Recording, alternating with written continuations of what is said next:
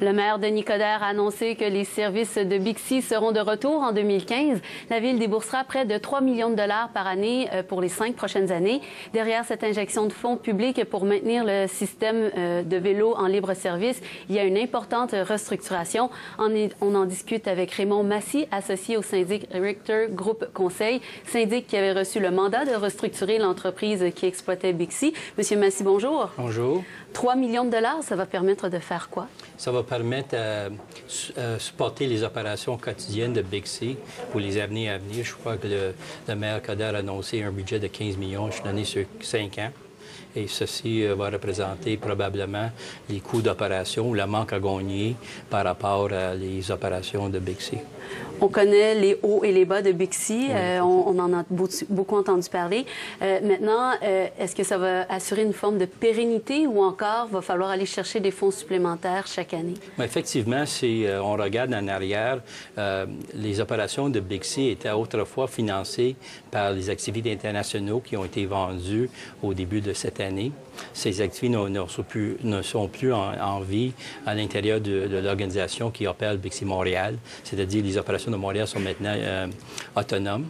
Et dans le passé, la compagnie recevait des rentrées de fonds de ses activités commerciaux qui ne sont plus là. Et puis, en plus de ça, ils allaient chercher des commandites de certains clients qui voulaient faire de la publicité dans le réseau de publicité. On voit souvent, cet été, on a vu des publicités de TELUS, Desjardins. Eux payent pour afficher leur publicité sur les vélos. Si vous regardez les états financiers de Bixi, 3 millions de dollars, ça pourrait couvrir quoi? 50, 70 des opérations? Non, ça doit couvrir la grande majorité je dirais probablement autour de 75 des frais. Les revenus qui proviennent, c'est d'abord les revenus qui proviennent des abonnements.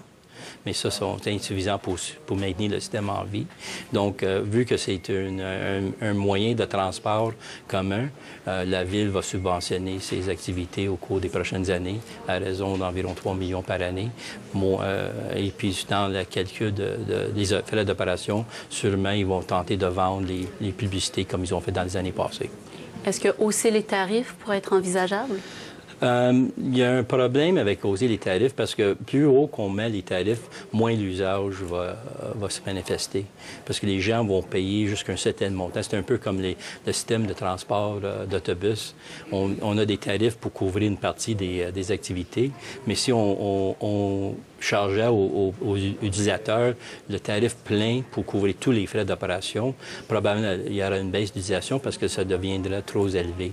Alors, mais les prix que Montréal charge sont très compétitifs par rapport à les autres villes au niveau qui opèrent des systèmes de libre-service, de vélo libre-service. Ça fait déjà, je crois, 4-5 ans que Bixi est en opération, peut-être même un peu plus. Oui. Donc, je ne sais pas s'il y a eu une évolution des tarifs depuis ce temps-là, mais vous l'avez remarqué que si on augmentait les tarifs, ça pouvait faire diminuer... Oui, effectivement. C'est normal que ça va arriver parce que les gens ils ont des choix.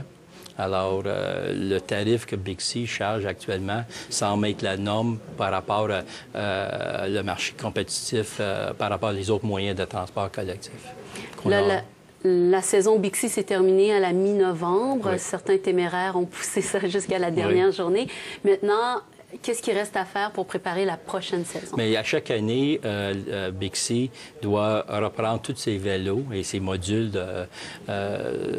les stations modulaires, puis les inspecter, faire des réparations sur les freins, sur les pédales, les autres items qui sont à l'usage avec le temps, il y a un certain usage. Et ça doit être réparé. Normalement, c'est fait pendant l'hiver. Il y a une société qui faisait ça pendant tout l'hiver, de sorte que quand le système reprend au mois d'avril l'année prochaine, les équipements vont être en bon état pour que les citoyens peuvent s'en servir immédiatement. Rapidement, ça a été un dossier dur à gérer? C'était un dossier fort intéressant. fort intéressant. Puis les résultats sont manifestés aujourd'hui avec le retour de Bixi à Montréal. Intéressant. Bon, c'est un mot poli pour dire que ça a peut-être été compliqué, mais je respecte votre choix de mots. Monsieur Raymond Massy, merci beaucoup. Merci beaucoup. Merci. Voilà, c'est ce qui complète notre bulletin de nouvelles. Merci d'avoir été là.